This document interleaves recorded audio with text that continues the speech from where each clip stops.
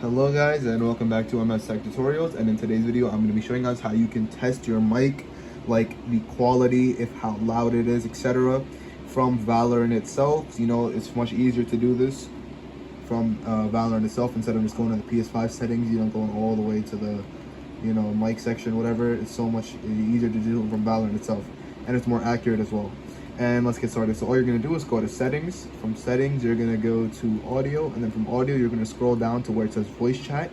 And then from here, what you're basically gonna do is you're gonna turn the loopback test on, and from, like it says on the right, check your mic's power level.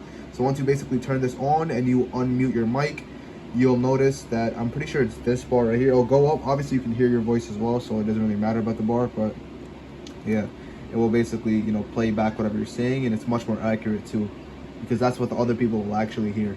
And yeah, that is basically it for the video. Thank you guys for watching. Make sure to give the video a thumbs up, subscribe to the channel, and have a great day.